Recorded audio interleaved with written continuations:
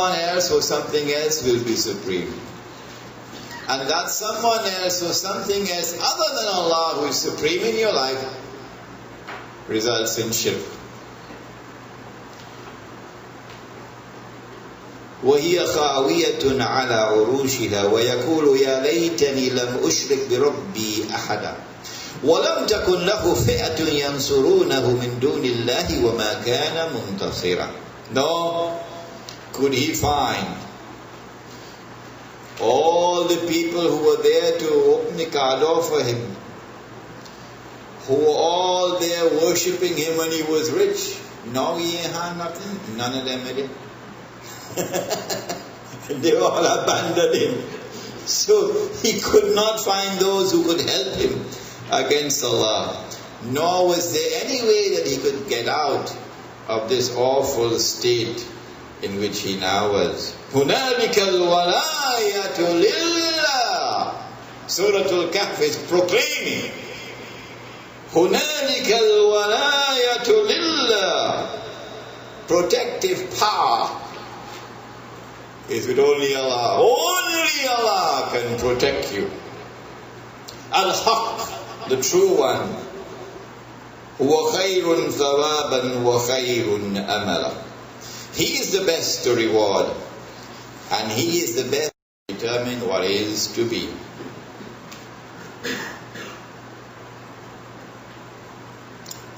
And so what happened was that wealth corrupted him. He figured that now he's rich, he's a somebody.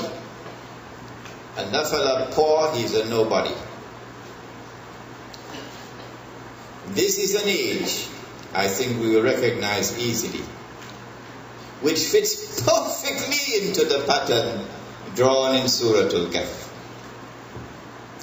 That the rich are very often, not always, very often corrupted by their wealth. The dunya corrupts them. And as a consequence, they lose their faith in Allah, they commit shirk. But the story has another beautiful part to it. And that is that the poverty of the poor man did not corrupt him. It sends a message of hope to the poor masses around the world who only have a piece of breadfruit or dal and roti. They can't afford to even buy a car, to buy gas for the car. Every month is struggling to make ends meet. When they see the partner driving a BMW, they do not allow their poverty to now corrupt them and say, nah, let me get a gun, and when it's 2 o'clock in the morning, I'm going into somebody's house and breaking in, and I'm going to take by force. No. They do not allow their poverty to corrupt them. They say, be careful with your wealth. Allah could take it away. And Allah can give to me better than what you have. And so they put their trust and their faith in Allah. And they're being patient in their poverty.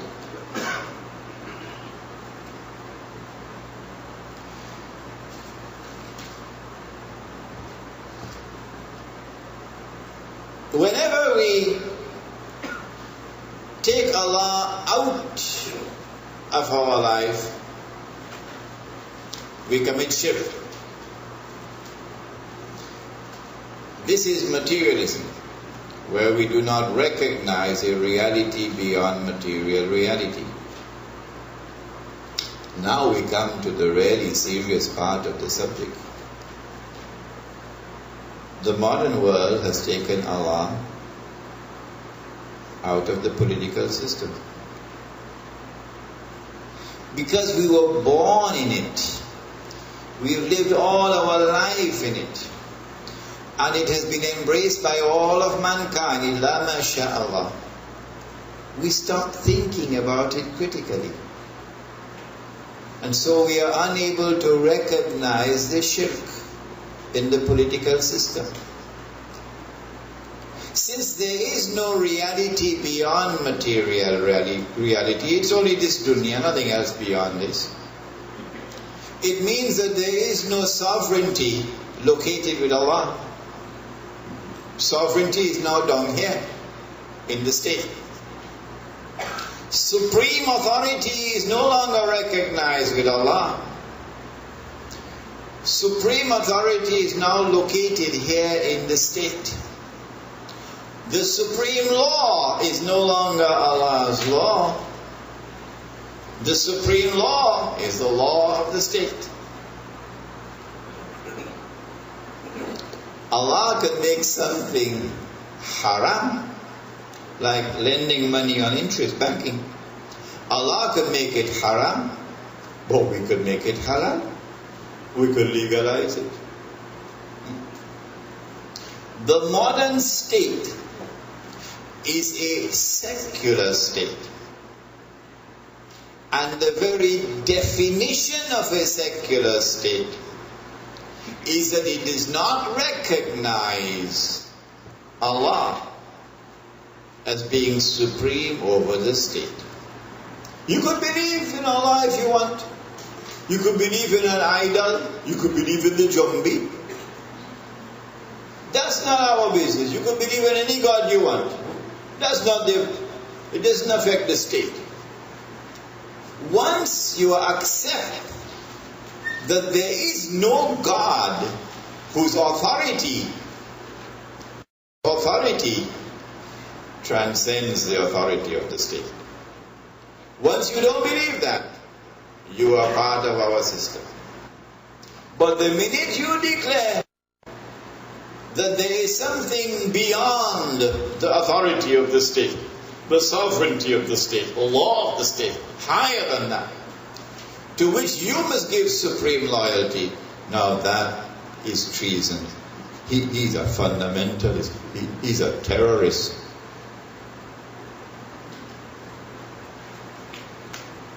And so we accept the political implications of materialism.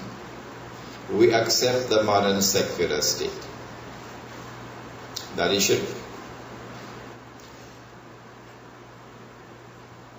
When the state makes halal what Allah made haram, is that also shirk? Like it was in the 60s, I believe. The PNM government brought state-sponsored lottery to Trinidad.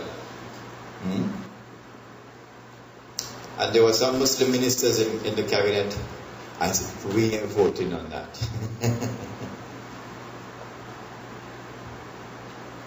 So they made halal what Allah had made haram, lottery.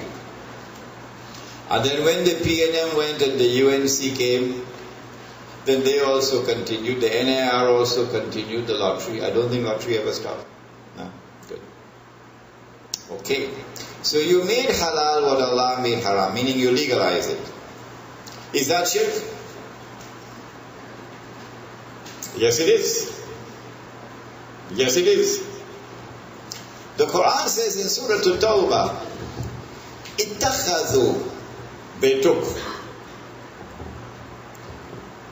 أحبارهم ورهبانهم أربابا من دون الله. They took their priests and their rabbis as lords and gods beside Allah. Which surah? Farid? Tawbah, correct. I have to keep you on your toes now. Surah At-Tawbah. They took their priests and their rabbis as lords and gods beside Allah, Arbab. Wal Masih ibn Maryam, and they did the same thing with the Messiah, the son of Mary.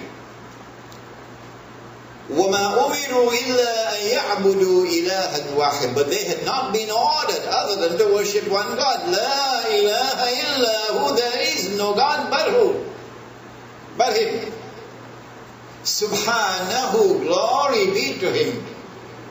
Amma yushrikun, far removed is He from this act of shirk of taking your priests and your rabbis and your maulanas as your Lord